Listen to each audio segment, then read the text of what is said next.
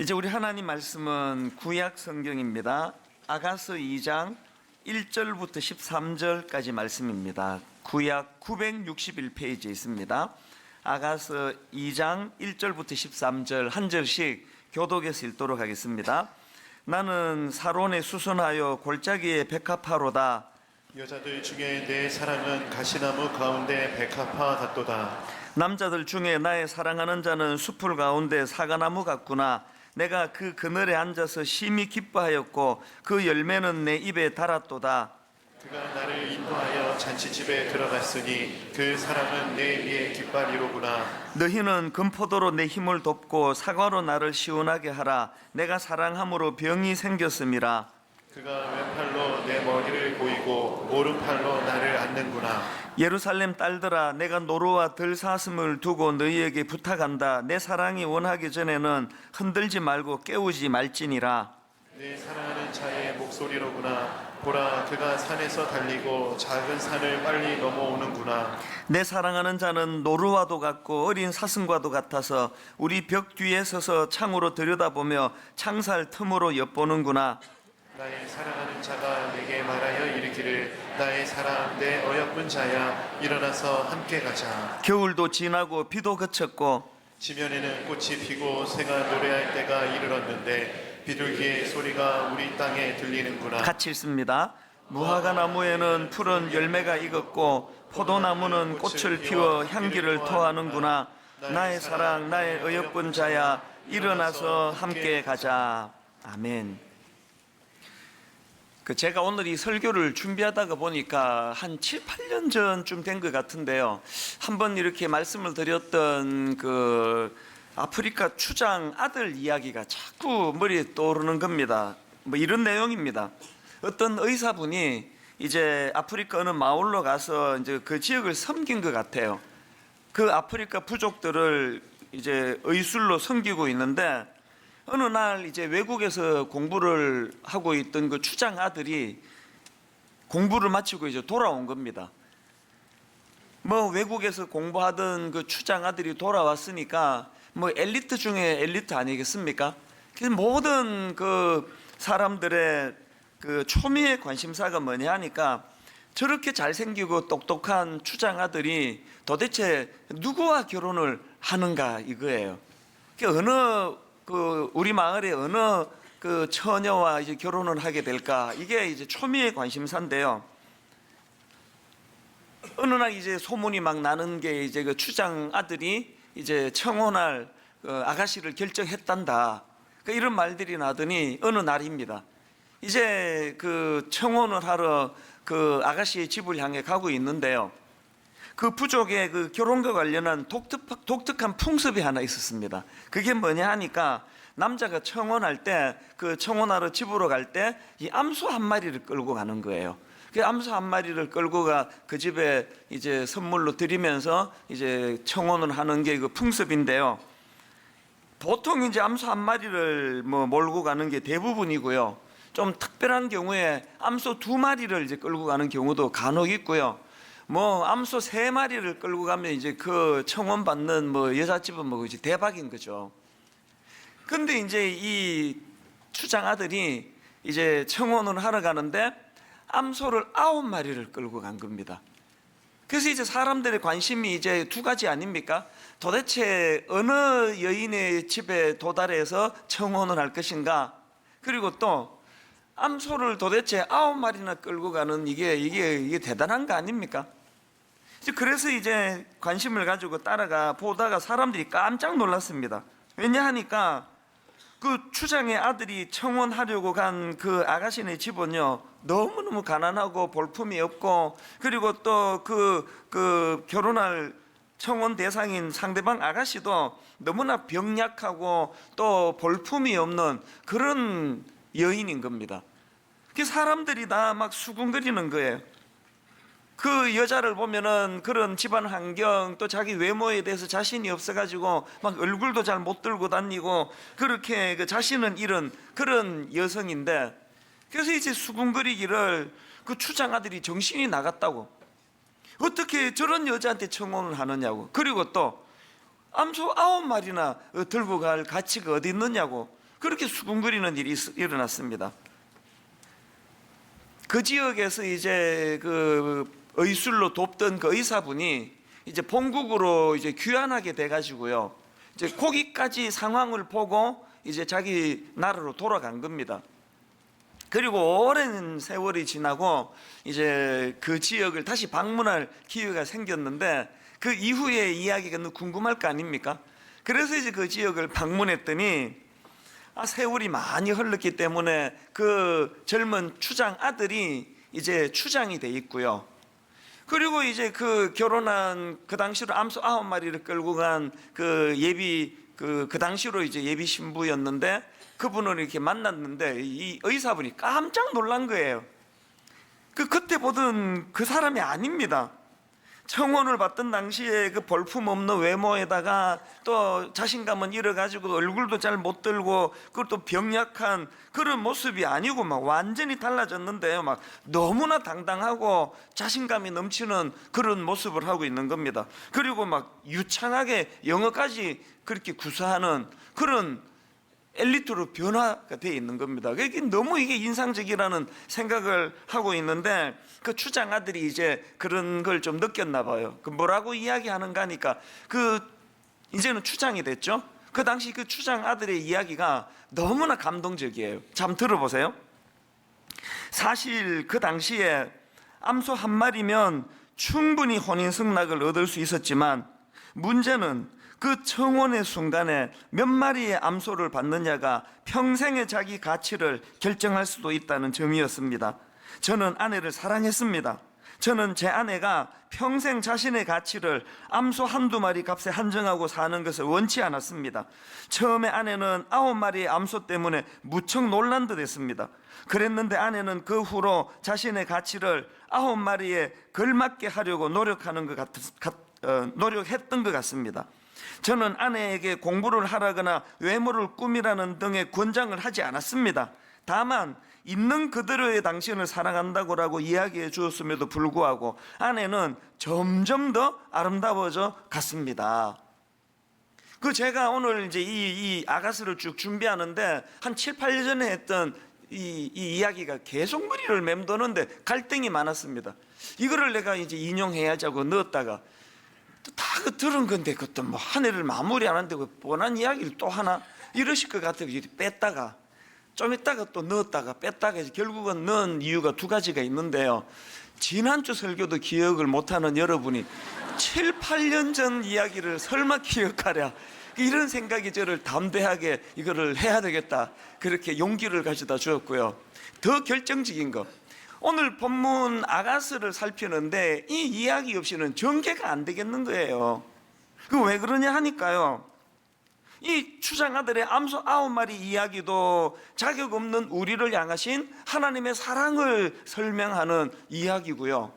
그런가 하면은 이제 살펴보게 될 이 아가서도 구약의 솔로몬 왕과 그 시골 여인으로 추정되는 그 술람미 여인 간의 사랑을 매개로 해서 우리를 향하신 크신 하나님의 사랑 또 그에 대한 감사와 감격 이걸 그리고 있는 성경이 아가스니까 이 둘이 가지고 있는 공통점이 있어서 결국은 이 이야기를 뺄 수가 없었다는 거예요. 이런 점에서 제가 오늘 본문을 묵상하는데 자꾸 그 암소 9마리 그 이야기가 떠올려졌는데요. 이런 면에서 이제 오늘 본문을 살펴보면은 이 하나님의 사랑을 경험한 그 사람은 그 볼품없고 병약하고 자신감을 잃어버린 그 여인이 그 암소 9마리를 끌고 온 그 추장 아들의 사랑을 받아 누렸을 때 그렇게 자신감이 회복이 되고 그렇게 당당하게 살 수 있었다면 이게 바로 오늘 예수 믿는 우리들의 모습이어야 하는 거 아닐까. 그리고 오늘 아가스가 이걸 지금 강조하기 위하여 여기다 기록해 놓은 게 아닐까 그런 생각을 하게 된 겁니다. 그런 관점으로 제가 본문을 묵상하다가 보니까요. 특별히 깨달은 게 뭐냐 이 하나님의 사랑을 많이 경험하면 많이 경험할수록 그런 사람들에게서 발견되는 모습들이 두드러지는 모습들이 몇 가지 있는데 이걸 제가 간단하게 좀 정리를 해서 말씀을 드리려고 합니다. 여러분 하나님의 사랑을 많이 받아 누린 사람일수록 그 사람들에게서 보여지는 그 모습이 한 3가지 정도 제가 정리가 되는데요. 첫째로 여러분, 하나님의 사랑을 많이 받아 누릴수록 그 내면의 낮은 자존감이 치유가 된다는 사실이에요. 오늘 본문 2장 1절과 2절이 바로 그 내용을 다루고 있는데요. 자, 1절입니다. 나는 사론에 수선하여 골짜기에 백합화로다. 그리고 2절, 여자들 중에 내 사랑은 가시나무 가운데 백합화 같도다. 이게 우리말 성경으로는 이게 도통 무슨 뜻인지 알 수가 없게 돼 있습니다. 이 세 번역으로 보면은 이게 설명이 확 눈에 들어오는데요. 자, 1절을 세 번역으로 다시 보십시오. 여기 보니까 설명을 넣어놨죠. 1절은 누가 말했느냐? 여자가 말했습니다. 나는 샤론의 수선화 골짜기에 핀 나리꽃이라오. 그랬더니 2절은 남자가 또 말한 거. 2절을 보십시오. 가시덤불 속에 핀 나리꽃, 아가씨들 가운데서도 나의 사랑 그대가 바로 그랬소. 이 흐름이 이해가 되시죠? 자, 이거를 이제 이해를 바탕으로 우리 개정개역 성경을 다시 한번 보십시오. 1절에 이렇게 되어 있습니다. 여자가 이렇게 말합니다. 나는 사론에 수선하여 골짜기에 백합화로다.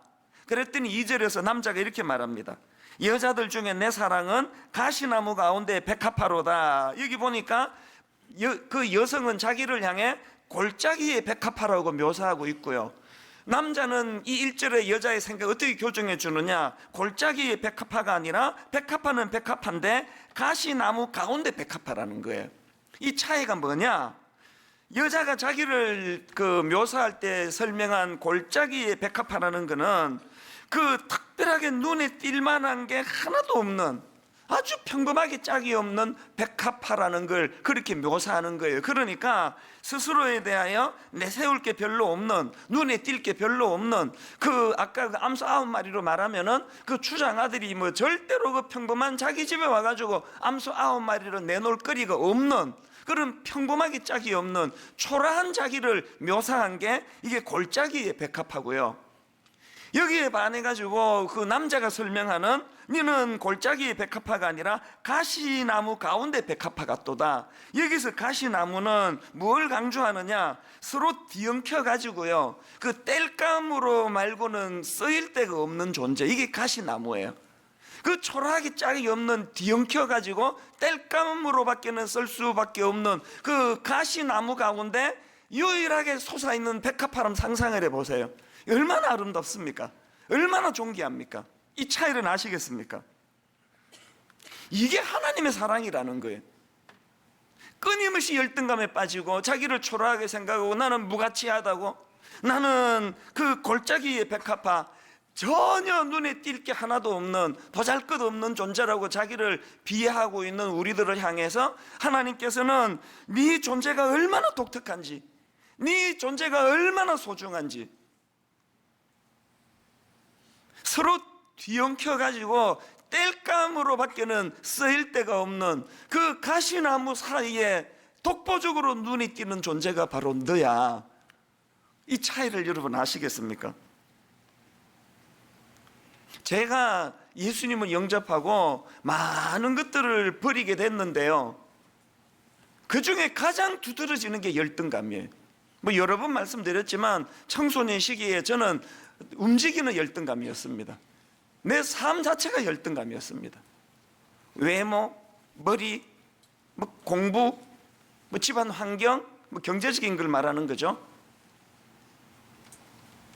제가 이렇게 자신감을 가지고 이렇게 당당하게 이렇게 많은 성도님들을 섬기는 목회자가 될 줄은 꿈에도 몰랐습니다. 저는 눈에 띄지 않는 골짜기의 백합화였습니다. 그랬는데 예수 그리스도 영접하고 주님이 끊임없이 내 존재를, 그래서 여러분 이 아가서 1장 5절에 보면은요, 이 술람미 여인이 그렇게 사랑을 받는 이 술람미 여인이 자기를 어떻게 묘사하는지가 너무 이게 매력적이에요. 자, 아가서 1장 5절을 보십시오. 예루살렘 딸들아, 내가 비록 금으나 아름다우니, 이 중요합니다. 내가 비록 금으나 아름다우니, 왜 이걸 어떻게 묘사하느냐? 게달의 장막 같을지라도 솔로몬의 휘장과도 같도다.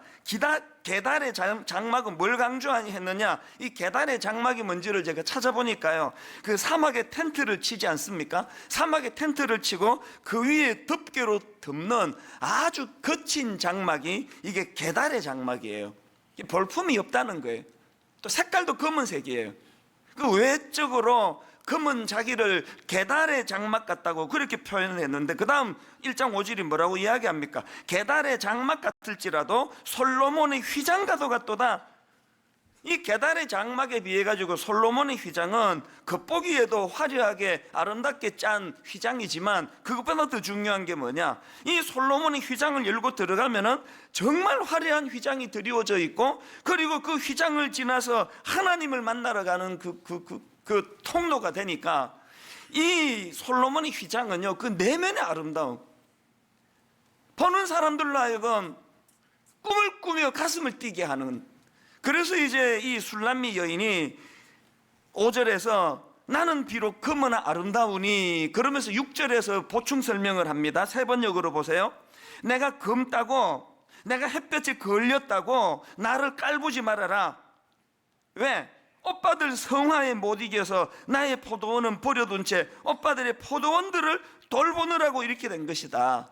여러분, 여성으로 그 땡볕에서 포도밭을 돌보다가 뭐 상상할 수 있지 않습니까? 얼굴에 막 검버스도 생기고 기미도 보이고, 여성으로서 뭐 이런 부분을 우리나라처럼 외모만 강조하는 이런 상황이라면 아마 굉장히 자기를 초라하게 보기 쉬운데, 이 당당함을 한번 보세요. 검으면 어떠냐는 거예요. 얼굴에 기미가 좀 있으면 어떠냐는 거예요. 나는 내게 맡겨진 할 일을 하고 역할을 감당하고, 그래서 겉으로는 내 모습이 게달의 장막같이 볼품이 없을지라도 사실은 나는 솔로몬의 휘장과 같이 열고 들어가면 더 아름답고, 열고 들어가면 더 아름다운 그런 존재라고. 오늘 여러분, 예수 믿는 우리가 이런 당당함이 없다면은 벌써 지금 이런 하나님의 그 메시지가 뭔지를 잘 모른다는 거예요.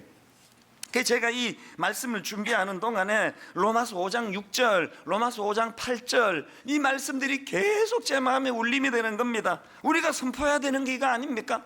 우리가 아직 연약할 때에 기약대로 그리스도께서 경건하지 않은 자를 위하여 죽으셨도다. 로마서 5장 8절, 우리가 아직 죄인 되었을 때에 그리스도께서 우리를 위하여 죽으심으로 하나님께서 우리에 대한 자기의 사랑을 확정하셨느니라.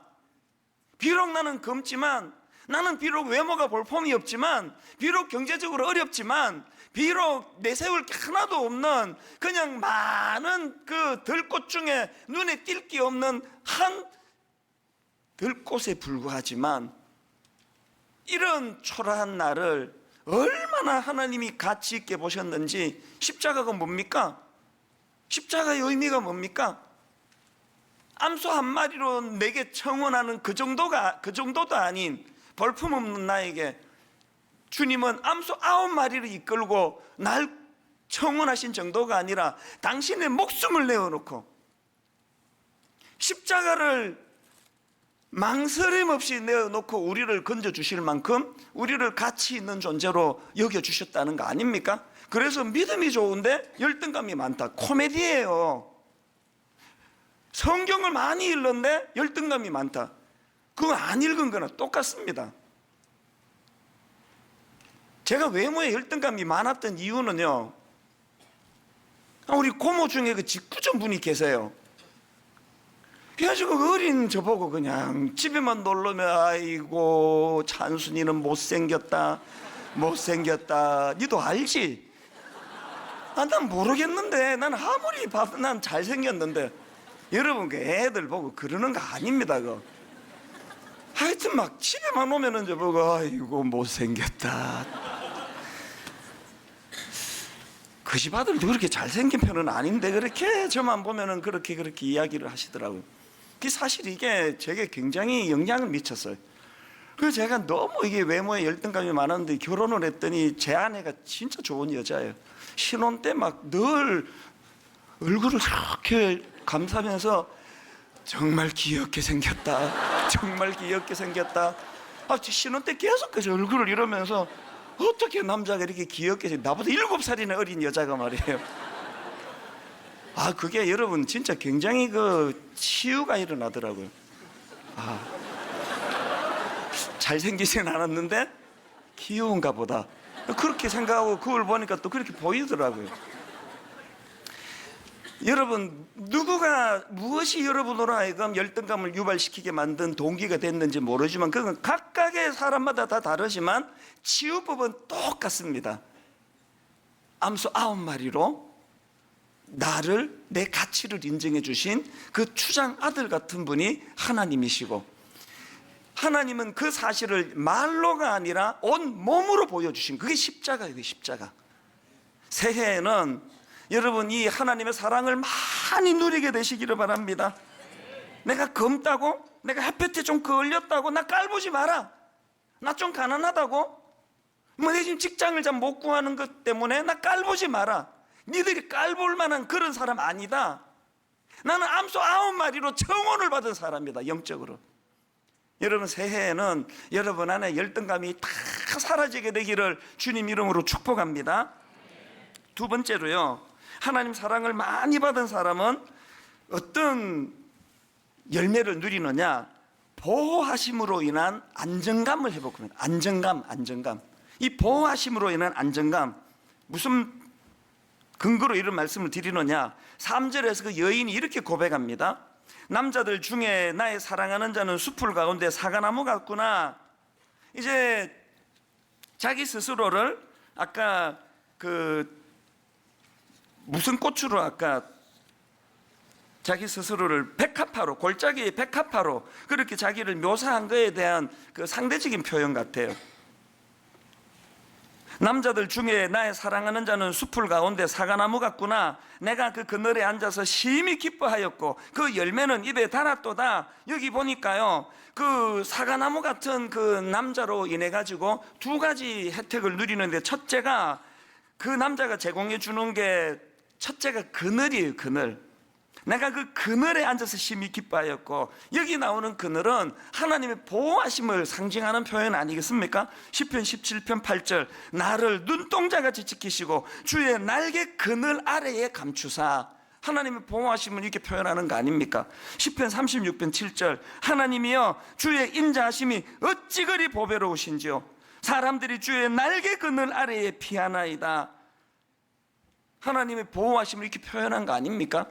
그런가 하면은 그 숲의 사과나무 같은 그 남자가 제공해 주는 게 하나 더 있는데, 열매를 누리는 거예요. 3절을 다시 보십시오. 내가 그 그늘에 앉아서 심히 기뻐하였고 그 열매는 내 입에 달았도다.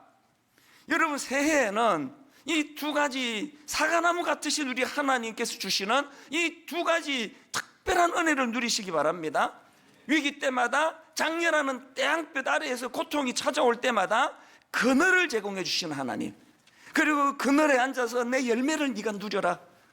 그늘에 앉아 그 하나님 주시는 열매를 받아 누리는 기쁨을 새해에는 많이 누리게 되시기를 바랍니다. 마지막 세 번째로 하나님의 사랑을 받는 사람들이 누리는 결과가 하나 더 있는데요, 다시 시작할 용기를 얻는다는 겁니다. 10절에 나와 있죠. 나의 사랑하는 자가 내게 말하여 이르기를 나의 사랑 내 어여쁜 자야 일어나서 함께 가자. 그리고는 11절부터 부연 설명을 이렇게 합니다. 겨울도 지나고 비도 그쳤고 지면에는 꽃이 피고 새가 노래할 때가 이르렀는데 비둘기의 소리가 우리 땅에 들리는구나. 무화과 나무에는 푸른 열매가 익었고 포도나무는 꽃을 피워 향기를 토하는구나. 나의 사랑 나의 어여쁜 자야 일어나서 함께 가자. 오늘 본문의 배경인 그 팔레스타인 지역은요, 겨울에 그 비가 많이 내리는 겨울에 장마철이 있다는 거예요. 그 추운데, 그 우중충한 그 구름이 끼고 오래 이 겨울 장마가 계속되는 긴 겨울이 끝나고 이제 새날이 밝았다. 그러니 이제 집에만 움츠려 있지 말고 일어나 나와 함께 가자. 제가 아무리 생각하고 또 생각해도 오늘 우리 대한민국은요, 화창한 봄날 아니에요. 오늘도 제가 하루 종일 텔레비전에서 그 정치가들이 나와가지고 그 청문회 하는 거를 보고 있자니 그냥 마음이 답답해지더라고요. 그냥 마음이 답답해지더라고요. 답답해지더라고. 정치를 봐도 경제를 봐도 이 남북 문제가 이게 지금 이 통일이 되는 건지 이게 또 뭐 어떻게 되는 건지 또 한국교회 상황을 봐도 아무리 봐도 오늘 우리 시대는 화창한 봄날 아니에요. 우중충한 겨울 같아요. 이런 우중충한 겨울에 절대로 우리가 낙심하지 않고 용기를 내고 희망을 얻을 수 있는 유일한 근거가 있다면 봄을 가져다 주시는 주님을 기대하는 거예요. 그분을 기다리는 거예요. 그분이 내 손을 붙잡고 이제 일어나자, 나와 함께 가자. 여러분 진짜 부탁드립니다. 새해에는 이 하나님의 사랑을 많이 누리게 되시기를 바랍니다. 새해에는 이 하나님의 사랑을 풍성히 누림으로 말미암아 그 받은 그 사랑을 가지고 우리 아이들에게 열등감이 얼마나 많습니까? 우리 이 청소년들이, 우리 젊은이들이 내가 그 하나님 사랑으로 은혜를 받고 감격을 해야 우리 자녀들에게 너 왜 그러냐? 비록 그 술람미 여인이 말한 것처럼 껍데기는 초라할지 몰라도 보잘것없을지 몰라도 겉은 그 술람미 여인의 표현처럼 그 검다고 그렇게 사람들에게 조롱당할지 모르지만 너는 암소 9마리로 구원받은 하나님의 사람이다. 우리가 은혜를 받아야 우리 자녀들에게, 내가 은혜를 받아야 내 배우자에게 그런 사랑을 가르칠 수 있는 거 아닙니까? 아까 제가 베드로전서 2장 앞부분만 읽었는데요, 그렇게 읽고 끝내면 안 됩니다. 이후에 나오는 사명을 한번 보십시오. 그러나 너희는 택하신 족속이요 왕같은 제사장들이요 거룩한 나라요 그의 소유가 된 백성이니 이는 너희를 어두운 데서 불러내어 그의 기이한 빛에 들어가게 하신 이의 아름다운 덕을 어떻게 하라고요? 선포하게 하려 하심이라. 세 번역에 이렇게 되어 있습니다. 뒷부분은 그래서 여러분을 어두움에서 불러내어 자기의 놀라운 빛 가운데로 인도하신 분의 업적을 여러분이 선포하는 것입니다. 결론을 맺습니다.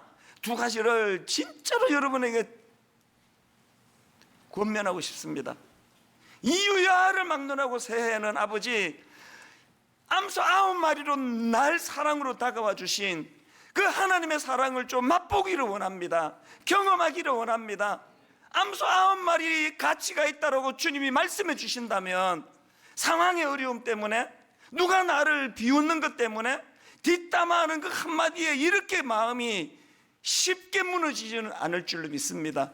누가 나보고 뭐라고 검다 할지라도, 당당하게 검다고 그렇게 조롱할지라도 나는 내 할 일을 하다가 이렇게 됐다고, 내 껍데기는 이렇게 검게 보이는지 모르지만 내 내면은 하나님의 사랑을 받는 아름다움이라고. 여러분 이 하나님의 사랑을 이유야를 막론하고 누리기를 하나님 앞에 사모하시기를 바랍니다. 그런가 하면 두 번째로 그걸 고여두지 말고 그 기쁨을, 그 확신을 흘려보내 주셔야 돼요. 이 어둡고 우중충한 이 대한민국에서 여러분이 가면은 그 지역이 밝아지고, 여러분이 누구를 만나면 그 사람 내면이 밝아지고.